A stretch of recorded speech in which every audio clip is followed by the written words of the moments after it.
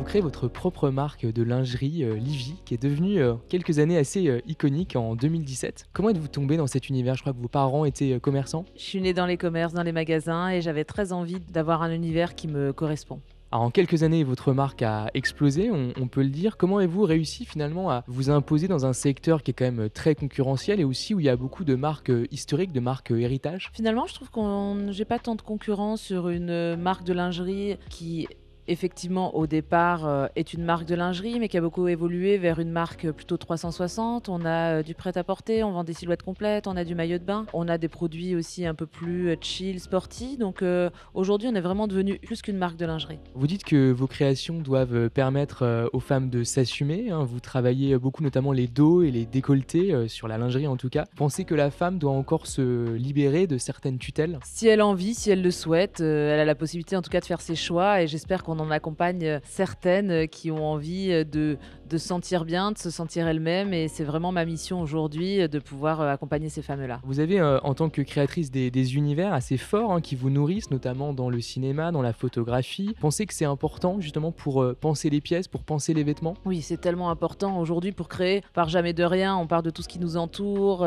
Pour moi, en tout cas, j'aime m'inspirer des choses autour de moi. C'est même essentiel. Vous parlez de Tarantino, je crois dans une interview, de David Lynch aussi, il me semble. Est-ce qu'il y a des arts, des artistes en particulier qui vous inspirent? Beaucoup, vraiment beaucoup. Andy Warhol, par exemple, pour moi, a été vraiment un artiste vraiment différent et qui a apporté quelque chose, un marketing extraordinaire. Il a été vraiment précurseur dans son domaine. Beaucoup d'artistes m'inspirent et c'est vrai que j'adore le cinéma, j'adore faire fantasmer les gens autour d'un univers. Aujourd'hui, je crois qu'on a créé notre propre univers, mais en s'inspirant de beaucoup de choses. S'il y avait une pièce, plus que d'autres, pour, illustrer, votre travail, laquelle choisiriez-vous? Alors, je choisirais le soutien-gorge Bengale avec un tigre dans le dos parce que j'aime ce côté un peu sexy et en même temps sauvage. Cette possibilité d'avoir comme un tatouage qui nous habille tout en étant, on peut changer, c'est pas pour toujours. J'aime cette façon de pouvoir aussi structurer la peau des femmes, le corps et d'apporter quelque chose de différent. Livy, c'est une marque, de luxe, hein, une marque, haut de gamme. Donc le panier moyen est assez élevé, au-delà de 500 €, il me semble. Pourquoi avoir choisi finalement ce positionnement de gamme sur ce marché, encore une fois difficile quand même d'accès? Parce que j'avais envie de proposer des produits déjà qui soient différents, pas une lingerie qui se jette, une lingerie qui se garde, qui se consomme avec passion et avec finalement avec un prix élevé, donc modération aussi. Que ça devienne quelque chose qui fasse rêver, fantasmer et qu'on ait très envie de s'associer à l'univers et à l'émotion que la marque dégage. Pour moi, c'est ça le luxe, c'est aussi cette rareté, cette exclusivité qu'on peut apporter. Avec votre marque et votre, studio de création, donc Atelier, 31, vous êtes aussi donc une chef d'entreprise, hein, alors on sait que l'univers du textile est fortement, mis à mal quand même depuis quelques mois, même voire quelques années. Comment voyez-vous, l'avenir, du secteur? Est-ce que, vos ambitions sont toujours, positives, Alors lumineuses? moi, mes ambitions sont toujours positives, sont toujours les mêmes. Si moi j'y crois pas, personne n'y croira. Je pense que la roue tourne, on aura toujours besoin de se faire plaisir aussi dans ses vêtements. En tout cas, on est sur un créneau qui finalement a peu de concurrence aussi. Plutôt sur une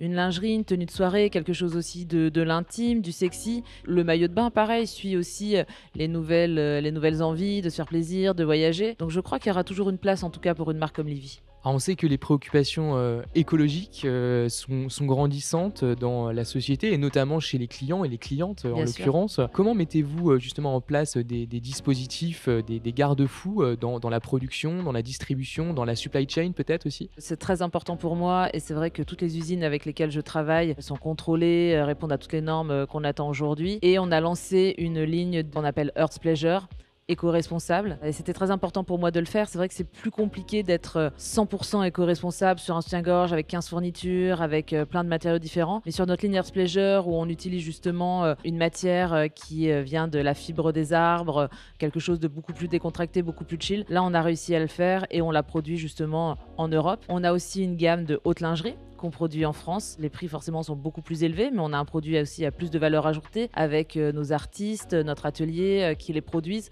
Enfin, d'ailleurs, j'ai eu envie de le partager à un moment donné où on a vraiment ouvert nos portes de notre atelier pendant 2 ans dans une boutique qu'on avait rue Bonaparte. Donc c'était vraiment un point pour moi important de pouvoir partager ce savoir-faire et justement cette envie d'aller plus loin aussi sur cette éco-responsabilité. Alors l'une des spécificités de votre marque, c'est vous dites que la lingerie, les pièces de lingerie se portent et finalement doivent se voir et pas uniquement dans l'intime, par exemple. Est-ce que ça aussi, c'est une volonté d'en faire un vrai accessoire de mode? On a envie justement de montrer, ce qu'on porte et de jouer avec, sa lingerie comme n'importe quel autre, accessoire. Pour moi, j'ai envie de faire une lingerie bijou. Un bijou, on n'est pas obligé de le porter. Si on le porte, c'est parce qu'on en a envie et justement son Livy, on n'est pas obligé de le porter et si on le porte, on a aussi envie de le montrer. Si on le désire, on n'est pas obligé d'ailleurs, on peut le garder uniquement pour soi et ses émotions à soi-même. Mais en tout cas, moi, ma volonté, c'est quand même de pouvoir le distribuer. Aujourd'hui, je suis habillée tout en Livy et je trouve ça sympa.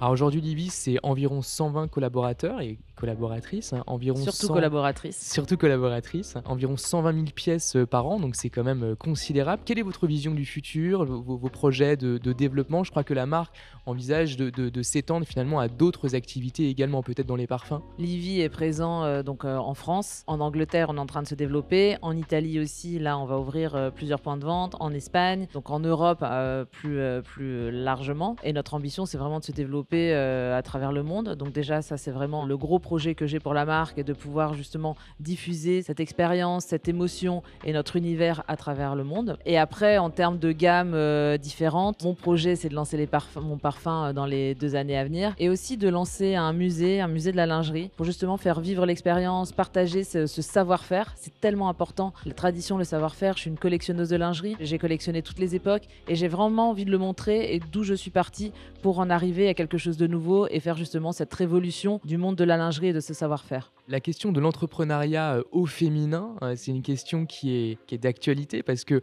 en réalité, c'est difficile aujourd'hui pour des femmes de se lancer, pas parce qu'elles n'en auraient pas évidemment les compétences ou l'envie, mais parce qu'il y a un certain nombre effectivement parfois d'autocensure ou parfois de mécanismes qui peuvent exclure effectivement aussi certaines personnes. On pense notamment au secteur de la tech où il y a par exemple très très peu de femmes. Est-ce que vous justement, vous êtes aussi engagé sur ces questions d'entrepreneuriat féminin pour soutenir des femmes à se lancer également? Oui, bien sûr, mais en même temps, j'ai jamais ressenti cette exclusion de la femme. Peut-être effectivement parce que je suis dans un secteur très féminin et qu'on est une boîte sur 120 personnes. Je pense que j'ai 117 femmes. Ah oui, Donc, c'est un bon score. donc c'est différent par rapport aux autres. Mais en tout cas, moi, je suis plus à mettre en avant un talent, une personnalité, qu'on soit un homme ou une femme. Et j'ai cette chance peut-être de ne jamais avoir ressenti l'exclusion là-dessus. Pour moi, aujourd'hui, bien sûr que je soutiens les femmes et s'il y a une exclusion, bien sûr que je prendrai la parole sur le sujet. Je suis pas, en tout cas, contre une femme, contre un homme. Je suis pour un talent, une personnalité et une réussite, un succès et une passion, un plaisir dans tout ce qu'on fait.